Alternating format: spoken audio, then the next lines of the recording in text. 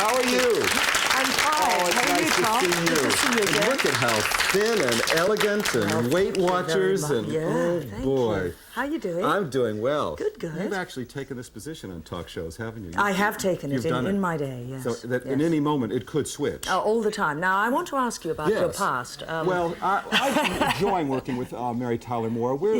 I want to know about the Mary Tyler Moore Sweet Sue project. How is it going? And in fact, I'd like to know, what do you do as actors, directors, producers in shaping it for New York? What does that mean we're getting ready for Broadway? Oh, well, Sweet Sue, as you've mentioned, is at the Wilbur Theatre through December 21st. And it's a play by A.R. Gurney Jr., who wrote The Dining Room and The Middle Ages, Perfect Party, and many other wonderful plays. And it's really a two-character play played by 4 actors. Right. He takes the character of Susan Wetherill, and Mary Tyler Moore and I both play her. Yes. And the young man, who is our son's college roommate, is played by 2 actors, Barry Tubb and John Linton, and very cute, adorable, and wonderful they are. And we see much of them in this play. You see much of them. You see, That's a euphemism a for great deal of their bodies, and very nice bodies they have too, yes. You've noticed? I have noticed, okay. yes. Now, but answer my question now, Ms. Redgrave. Yes, yes. When you shape a show, and we're working on it, we're nipping and tucking, what exactly, do you rewrite? Do you There's a certain amount, block? Sure. Well, no, a certain amount of rewriting has gone on. Little things, you know. We started performances last Friday, and you know, once you get in front of an audience, certain things become clear. You say, well, maybe this could be a little clearer, this could be a little sharper, this could make the point a little better. And so we come in and we rehearse and we add little pieces, or we take little pieces away, and we try and get better and better and better with the aid of the audience. You really need, you know, a play has to come in front of an audience. You can't shape it all until the audience is there, because it's a living thing, the plays. It sure is, and when you are in the audience seeing a Sweet Sue or whatever play happens to be in town, you really feel the tremendous difference between that and television. You are part of the organic whole. That's right. I mean, a play is not a play until you get it in front of an audience, and it becomes then an animal in a way, an animal that is slightly different every performance, and every member of the audience is having a unique experience because they are part of that audience at that performance, and that will never be quite the same again. And Lynn, it's very nice to be an audience. What do you do, Lynn, when Sweet Sue, we know, has had some good reviews, some less good reviews? Well, I don't read the reviews, you know. You don't? I tell you why I don't read the reviews, because years ago I discovered, first of all, it's very destructive when you've still got to play something the next day. It's very destructive to read bad things about yourself. But I'll tell you what's most interesting is that it is very difficult to read good things about yourself. Why is it? Because if a critic picks out a particular bit of business or a moment that you used to do so naturally, and they say, that wonderful, incredible moment when, now you get to that and you go, here's my incredible moment, and it is never as good and always wonderful again. I do gather that some of Boston's male critics, I'm told, don't understand women very well, and that they believe that this suburban woman who is going through a period of loneliness, she's been divorced, she's coped, she's lived by the rules all her life, and suddenly here she is with the empty nest syndrome, plus wanting to make a new statement in her art. She's an illustrator for greeting cards. And into her life comes this disturbing presence in the figure of this young man, her son's college roommate. And this is a woman who we all know well, and some of us may be her.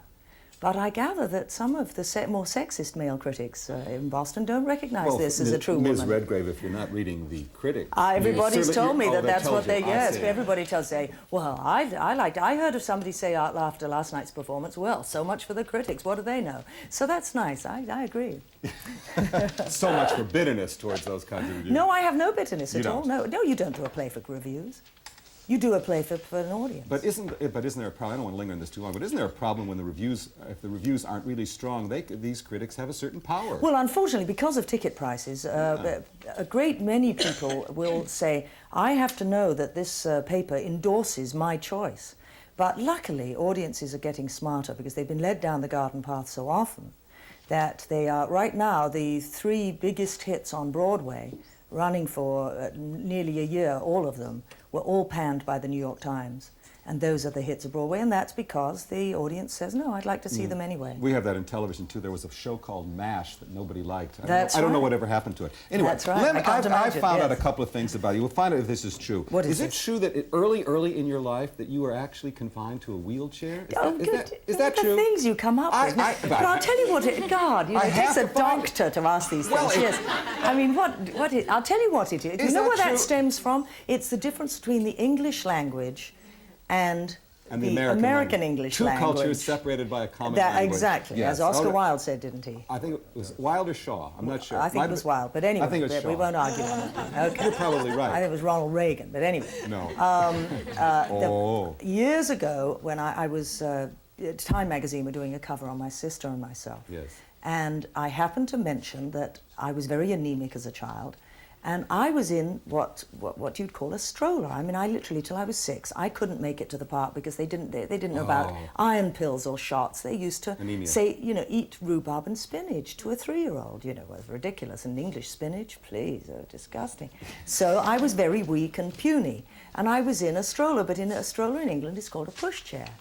So I said to Time magazine, I was in a pushchair. They didn't know what it was, and they said I was in a wheelchair. And then doctors like you come on the air 20 years later and say to me, is it true you were in a wheelchair? Maybe it's a better story. Time magazine? I was in a wheelchair. I was, Yeah, till at the age of 59. Yes, I still am. Yeah, didn't you notice? Yes. Well, Little wheels on my feet. Let me try another one, because Time magazine you're obviously doing well. Yes. Yeah, you're on a good batting average now, Tom. Someone once remarked that life was for people that can't read and time for people that can't think. I'm going to get in trouble if they're our sponsor, but let me go on and get something else. I think you should. Is it true that you dropped out of high school before you almost before you graduated? Is that true?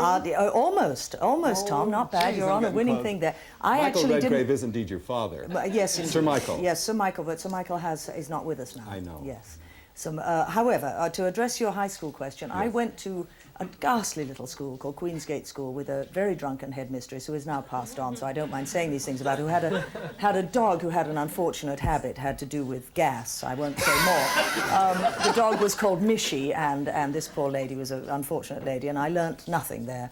And at the age of 15 and a half, about to be 16, she, in her drunkenness, wrote on my report card, does not pull her weight. Now, I had been a prefect and a monitor and all those things, and I'd been the one staying behind to clear the chairs after the concert. I'd done my stuff, and I said to my dad, this is most unfair.